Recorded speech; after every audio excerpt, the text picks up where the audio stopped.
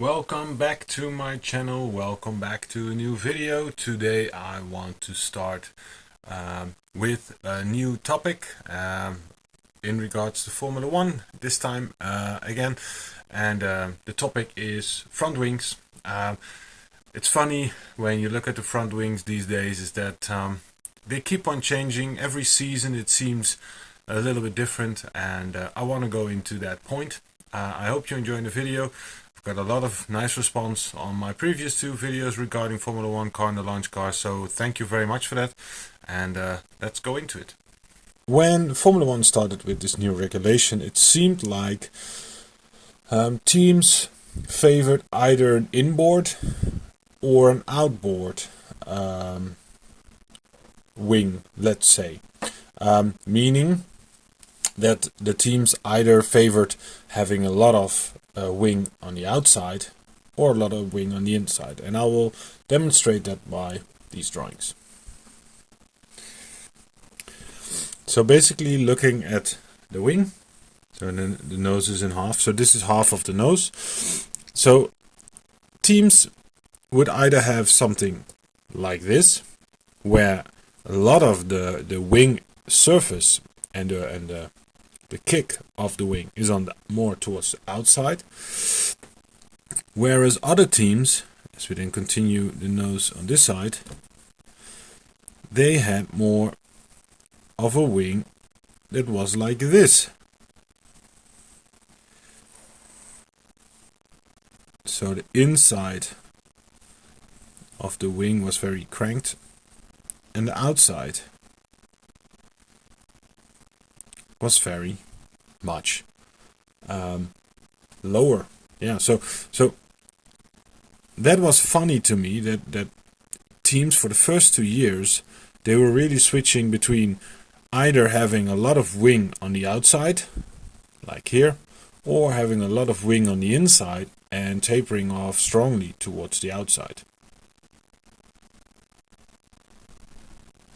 And then the other thing to note here is that some teams were deliberately going with a nose that went all the way down to the first element, whereas other teams would go to the second element. But not as much in the first year, but in the second year that became apparent. In the second year they started to go to the second element of the wing.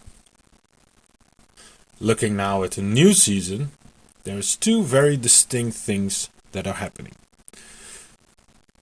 So if we take the nose again,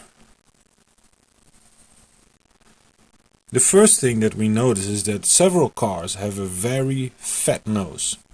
For example, the Alpine, they have a little bit of a point like this going on. And again, as I talked about, this front part of the nose, is it attached to the first element? Is it attached to the second element? If you saw my previous video on the Red Bull, it sounds like Red Bull might even come up with a wing that is attached to the third element. Now if you look, for example, at the Ferrari nose, and I think also the Mercedes nose, what they are doing is their nose is really flowing into the wing. So the attachment of the nose is really flowing into the wing like so, and then that nose comes down, but they have a really nice flow here. Yeah, this is almost like a hammerhead. It's very, very nicely sculpted. Okay, so that is one thing. A much wider nose, a fatter nose. That is one thing. The other thing is, so I will make a quick drawing again. So we have wings that are on the outside, very powerful. Then we have wings that are more towards the inside. And now a lot of teams have chosen to go with wings that are much more focused all over.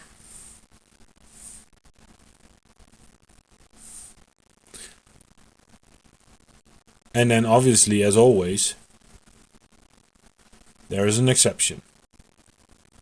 And the exception in this case, you will most likely not have missed it, is Mercedes, obviously. And what they tried to do is that they used to have a wing that was sort of like this, and then the nose came in, and then Mercedes then had that weird nose, I believe, with that almost like a circle-shaped disc. But so this part of the wing was very low cutout, and then the outside was very high. And to be able to replicate this, what they've done now is they have one element, two elements, three elements, and then a fourth element, and they stop it, and they continue with a little piece of, they call it a string or a rod, and then the nose cone starts. And from the front, how they paint it, it looks a little bit silly, because the paint or the wrap is going in a point, but the nose actually goes on and is this rounded out as I suggested that Ferrari has as well.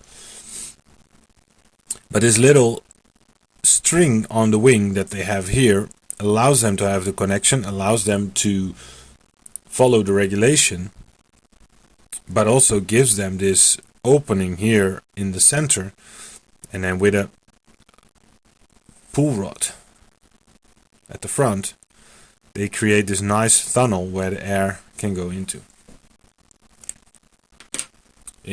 towards the side pods. So the trend for this year seems to be that the wing is much more like so, straight, instead of having either a very inboard cranked wing or a very outboard cranked wing. And the other thing seemingly is that a lot of people have a very fat wing, like Alpine has, for example. And another thing is that a lot of people are switching between having a nose cone that comes up to the first element or the second element. Now let's talk about the side of the wing. The wing end plate. Generally it looks something like this. And then I thought you were only allowed to have one bend, and therefore it depends on where you want to have your pressure and how you crank it, but that's apparently not really the case, because what we saw earlier is, for example, that someone has a wing something like this. Why? Because they need a lot of pressure here at the front, and other people then had a wing that was more traditional, that went more like so, the blue line. But actually I had to laugh a little bit when I saw what I think Haas has it. Haas has now something like this. They have like a wiggly line. Now another difference is that, and Haas again experimented with that in the past, and I believe now Alpine has it, is that they experiment with the shape. So for example, they have some wavy lines here, some bumps, and some bumps here. So Haas experimented with something like this, I think a year ago, and I believe now the Alpine has this. Whereas obviously this is a little bit exaggerated, but just so you can understand what I'm trying to say. And now Alpine, they have this line with a couple of bumps on that line. So then another thing, and Mercedes started with that, is that all wing elements also need to connect onto this area here. And to help with the pressure and the release of that pressure, Mercedes started with, for example, having the elements have cutouts and just super tiny stays that make the final connections, but allow them to have this opening at the end of that flap to get some of that air out of these wing elements so that the air can come out here and pushes out with the tire wake, so that the dirty air is basically pushed out at the front axle. And obviously previously you had things like a blown axle and stuff like that, but yeah, that is now not allowed anymore. So another thing that we're gonna see this year that has a couple of different possibilities is the nose cone intake. So some teams at the front of the nose, for those who don't know, if this is your nose cone, it comes down. Then this is half of the nose, obviously.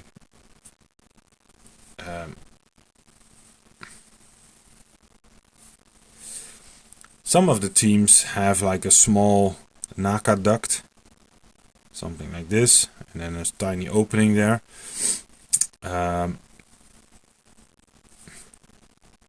Some teams have like a little round grill almost. They have like a shape like this, and then some slots in there. Other teams nowadays have nothing, and reason is that last year during one of the races, drivers were so incredibly hot, and they were basically getting dizzy and unable to drive. So now they allow extra driver cooling. And Red Bull, for example, they have two. So at the number of Max Verstappen, his number 1 is basically like so on the nose. And then here they have two little ducks. Not the ducks, but little air intakes. So you have these two little air intakes to cool the drivers. So you might see teams, as Red Bull currently has, they don't have an intake on the nose cone anymore, but they have two little intakes on top of the cockpit to take in some air to cool the driver. Looking from the side of the nose, there's also something, and that is that some cars come basically like so to the nose, where other cars come more down like so to the nose. And if you look, for example, at Aston Martin, they have this, Red Bull has this a little bit, so they have more of a kink to their nose. So this set of drawings basically shows the difference of the different teams. So if you look at this, Mercedes is definitely an outlier with their wire fourth element and creating this big gap on the inside. A lot of teams these days, I believe Red Bull, Aston Martin, McLaren, and I also think Stake, they're all driving with a wing that is very equally divided and then dips down slightly at the end. And for example, Williams has a very cranked inside of the wing and then a very low outside of the wing. But the fact that so many teams are having this wing, and then for example Alpine has a couple of kinks at the top here, but previously it was very much either an outboard cranked wing or an inboard cranked wing, and this year it seems to be a lot of evenly cranked wings. So just something I noted, and I hope you enjoyed this video, and thank you for watching.